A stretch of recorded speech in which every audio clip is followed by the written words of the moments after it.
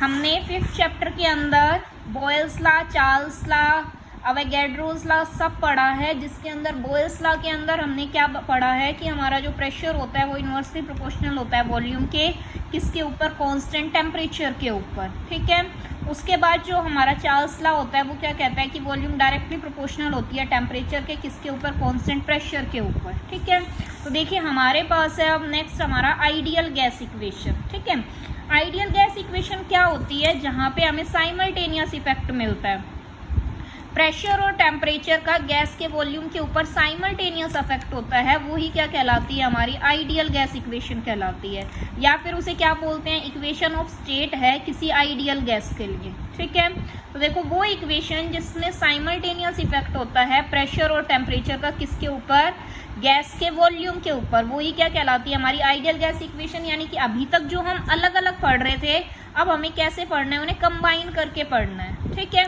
तो देखो इसके लिए हम डेरिवेशन करते हैं आइडियल गैस इक्वेशन के लिए। तो क्या है इसके अंदर, देखो हम मान लेते हैं कोई सर्टेन मास है किसी गैस का और उसकी जो वॉल्यूम है वो चेंज हो रही है V1 से V2, प्रेशर चेंज हो रहा है P1 से P2 और टेम्परेचर चेंज हो रहा है T1 से T2। दो स्टेप्स के अंदर, एक तो डायरेक्ट हो रहा है P1 V1 T1 है, उससे डायरेक्टली क्या बन गया P2 V2 T2, या फिर हमने इसे दो स्टेप्स के अंदर किया इनडायरेक्ट वे में। फर्स्ट स्टेप में प्रेशर चेंज हुआ P1 से P2, V1 वॉल्यूम चेंज हुई V1 से V और टेम्परेचर हमारा कांस्टेंट रह रहा है, यानी कि कौन सा लॉ लगा यहाँ पे, बॉयल्स लॉ लगा, टेम्परेचर कांस्टेंट है।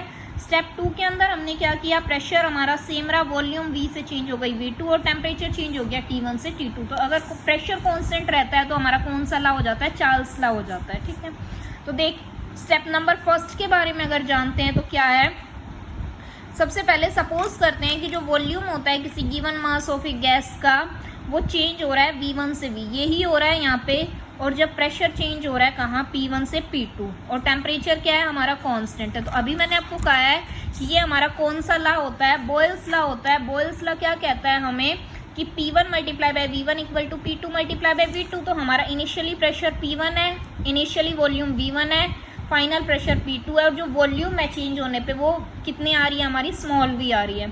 तो यहाँ से हमने स्मॉल v की वैल्यू निकाल ली, P1 multiply by V1 divide by P2।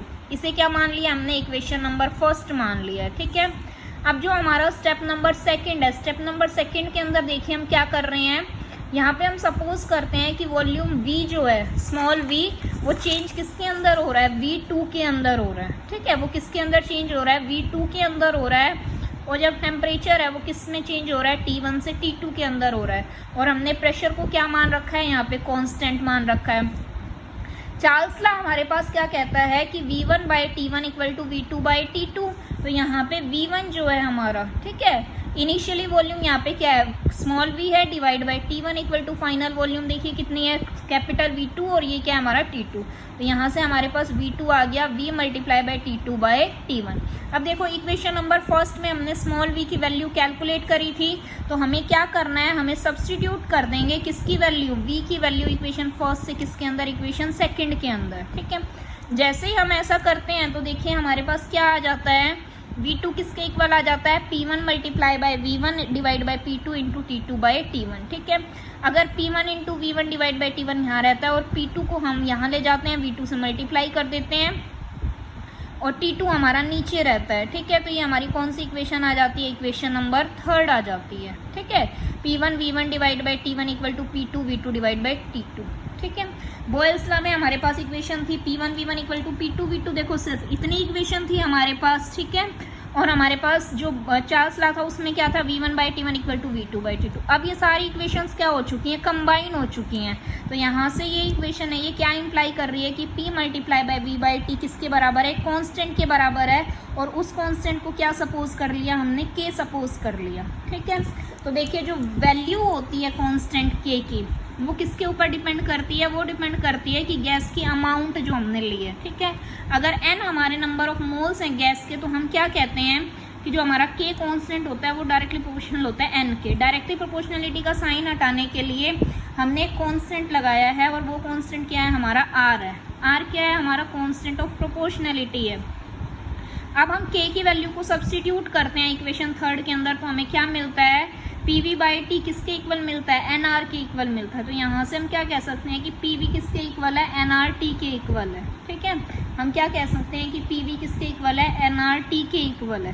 तो ये हमारे पास आइडियल गैस इक्वेशन आ गई, PV equal to NR T, जहाँ पे पी हमारा प्रेशर है, वी हमारी वॉल्यूम है, एन हमारे नंबर ऑफ मोल्स हैं गैस के, आर हमारा गैस कॉन्स्टेंट है और टी के हमारा टेम्परेचर है। ठीक है, अब हमारे पास ऑल्टरनेटिव डेरिवेशन क्या होता है आइडियल गैस इक्वेशन का। अगर हम ऑल्टरनेटिव डेरिवेशन देखें तो देखो हमें क्या करना है, हमें डायरेक्टली कंबाइन कर देना है बॉयल्स लॉ को, चार्ल्स लॉ को और अवोगाड्रोस लॉ को। कैसे कंबाइन करना है वो देखो, हमारे पास ये बॉयल्स लॉ के अकॉर्डिंग वॉल्यूम इनवर्सली प्रोपोर्शनल होती है प्रेशर के कांस्टेंट टेम्परेचर पे।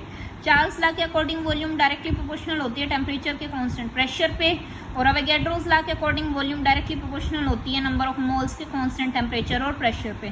तो अगर हम इक्वेशंस को कंबाइन करते हैं 6th को 7th को और 8th को, तो हमारी वॉल्यूम जो है वो डायरेक्टली प्रोपोर्शनल हो गई 1/p multiply by T multiply by N. Directly proportionality का साइन हटाने के लिए हम क्या करेंगे, आर करेंगे। आर करेंगे तो यहाँ से क्या हो जाएगा, v equal to R into 1/p into T multiply by N. तो यहाँ से वो इक्वेशन आ गई हमारे पास, P V equal to N R T, जो हमने पहले डिराइव किया वो इक्वेशन हमारे पास आ गई। सिर्फ हमने क्या किया है, बॉयल्स लॉ, चार्ल्स लॉ और अवोगाड्रोस लॉ को तीनों को क्या कर दिया, आपस में कंबाइन कर दिया है। ठीक है, आर क्या है यहाँ पे, हमारा मोलर गैस कांस्टेंट है। ठीक है, तो गैस के 1 मोल के लिए आइडियल गैस इक्वेशन अगर हम देखेंगे तो क्या बन जाएगी, P V equal to R T, N की वैल्यू कितनी हो जाएगी, 1 हो जाएगी। ठीक है, तो एक गैस जो क्या करती है, ओबे करती है आइडियल इक्वेशन को एग्जैक्टली, वो ही क्या कहलाती है, हमारी आइडियल गैस कहलाती है। आई बात समझ में, जो गैस हमारी आइडियल इक्वेशन को ओबे करती है एग्जैक्टली, वो ही क्या कहलाती है, हमारी आइडियल गैस कहलाती है। ठीक है, अब देखिए आइडियल गैस इक्वेशन को अगर हम डेंसिटी के टर्म्स में देखते हैं, ठीक है, यानी कि हमें रिलेशनशिप बताना है किसके बीच में, मोलर मास और गैस की डेंसिटी के बीच में। तो क्या होगा, देखो अगर m हमारे पास गैस का मास है ग्राम्स के अंदर और m हमारे पास उसका मोलिकुलर मास है, तो n क्या हो जाएगा, small m by capital M, यानी कि नंबर ऑफ मोल्स क्या हो जाएंगे, given mass upon molar mass. हमारे पास इक्वेशन क्या होती है ideal gas equation, PV equal to nRT। ठीक है, n क्या है हमारा, given mass upon molar mass, तो n की जगह हमने रख लिया नंबर ऑफ मोल्स की जगह गिवन मास अपॉन मोलर मास। अब देखो जो ये वॉल्यूम है इसे मैं मास के नीचे ले जा रही हूँ, क्यों लेके जा रही हूँ, क्योंकि हमें पता है कि जो मास बाय वॉल्यूम होता है वो किसके इक्वल होता है, डेंसिटी के इक्वल होता है। ठीक है, तो मास बाय वॉल्यूम की जगह क्या रख दूंगी, डेंसिटी रख दूंगी, तो d into R T by क्या आ जाएगा, कैपिटल M आ जाएगा। तो यहाँ से m की वैल्यू कितनी आ जाएगी, dRT बाई p आ जाएगी। ठीक है, तो ये हमारा रिलेशनशिप हो गया किसके बीच में, मोलर मास के बीच में और गैस की डेंसिटी के बीच में, कि m इक्वल टू क्या हो गया, dRT बाई p। तो ये आपका यहाँ से m आपका मोलिकुलर मास है, d डेंसिटी है, r आपका गैस कांस्टेंट है, t टेम्परेचर और p क्या है आपका प्रेशर है।